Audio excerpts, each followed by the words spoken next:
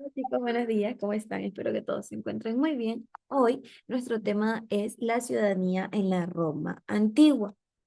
La civilización romana fue fundada en el año 553 a.C. Fue cuna de la gran civilización en la República. La sociedad romana estaba dividida en tres clases sociales: la patricia, la plebeya y la esclava. Los patricios, aquí como dice el libro, eran los propietarios de tierras, eran los propietarios de casas, de animales, eran los propietarios de personas, es decir, de esclavos, y ocupaban un lugar muy alto en la política, en los lugares más altos del gobierno. Y tenían privilegios sociales y privilegios políticos.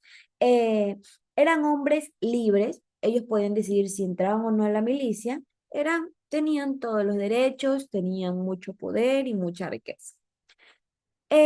Los plebeyos era el pueblo que estaba compuesto por pequeños comerciantes, campesinos, artesanos. Poco a poco, estos adquirieron igualdad civil junto a la igualdad política.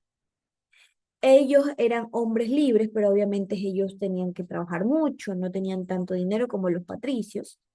No eran capaces de tener un gran mando en la política, podían votar, participar en la milicia, pero no era algo tan grande. Y las personas esclavizadas no tenían la condición de persona, no tenían derechos humanos porque no eran considerados humanos, prácticamente ellos eran considerados animalitos. Por eso las personas como los patricios los podían comprar. Eran considerados objetos destinados únicamente pues al trabajo. Y estos correspondían a los hijos de las personas esclavizadas o prisioneros de guerra. Sus amos podían darles libertad, como por ejemplo, puedes andar por la calle, incluso si tú quieres puedes ir a votar o ir a la milicia, pero también tendían, ya me aburrí de él, mátele, tal cual. Por eso ellos no eran considerados humanos como tal. Eh, entonces, en el día de hoy, esa fue la introducción. Hoy vamos a ver en sí todo este contexto histórico sobre la ciudadanía en la Roma antigua. Eh, Durante la República Romana, Roma pasó de ser una pequeña ciudad que estaba en un poder dominante en el Mediterráneo. Justo en este periodo se instauró una nueva forma de organización política basada en división de poderes entre tres instituciones muy importantes: los magistrados, el Senado y los comicios, que eran asambleas muy populares. Pero más allá de estas instituciones, lo que nos interesa hoy es la ciudadanía romana en sí, un concepto que define quiénes tenían derechos y quiénes eran responsables de la sociedad romana. ¿Qué significaba o qué significa ser un ciudadano romano? A ver, ser un ciudadano romano significaba mucho más que vivir en Roma. La ciudadanía era una condición privilegiada que otorgaba derechos legales, derechos políticos y derechos sociales a los hombres nacidos libres en Roma o a sus colonias. Entre estos derechos, como ya lo hablamos ahorita, estaban la libertad, el derecho a poseer propiedades, participar en la milicia, recibir justicia, recibir protección de los militares, de los policías, de las polis, participar en política.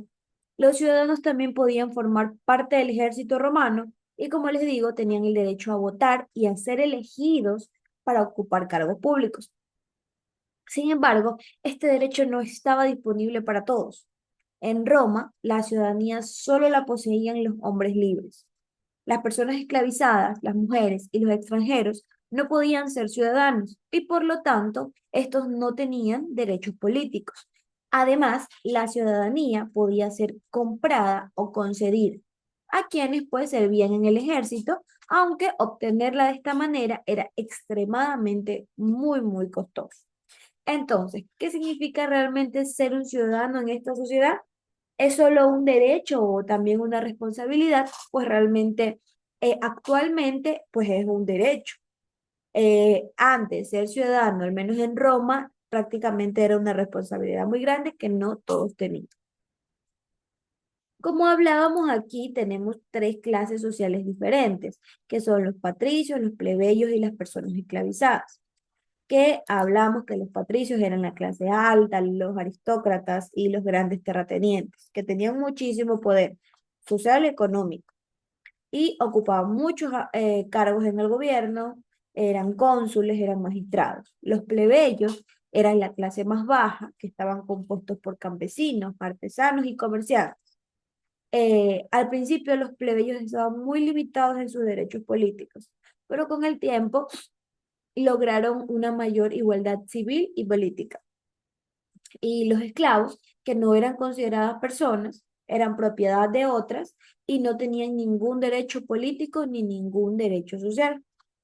El sistema político romano en la República como tal fue un sistema de gobierno que a pesar de sus limitaciones influenció la forma en que organizamos el poder actualmente. En Roma, el poder no estaba concentrado en una sola persona, tal cual como un presidente, sino que estaba distribuido entre tres instituciones principales, que hablamos al principio, los magistrados, el senado y los comicios. Los magistrados eran los funcionarios encargados de ejecutar las leyes y también de generar Roma, de gobernar Roma.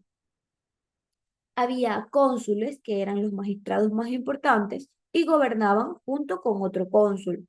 El hecho de tener dos cónsules servía para equilibrar el poder y evitar que uno de ellos tenga más control que el otro.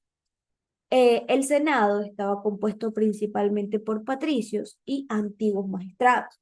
Su función era asesorar al cónsul y tomar decisiones sobre la política en el exterior, el manejo de las fianzas del Estado y aprobar las leyes propuestas por los comicios. Y los comicios eran asambleas populares en las que los ciudadanos romanos votaban sobre las leyes y elegían a los magistrados. Esto era una forma de democracia pues prácticamente directa, pero solo los ciudadanos libres podían votar. Al principio solo los patricios tenían acceso a los comicios, pero con el tiempo los plebeyos también lograron participar. Entonces, para finalizar, quiero que pensemos un poquito más en esto de los ciudadanos, los no ciudadanos, que prácticamente los ciudadanos eran los patricios y los plebeyos un poco.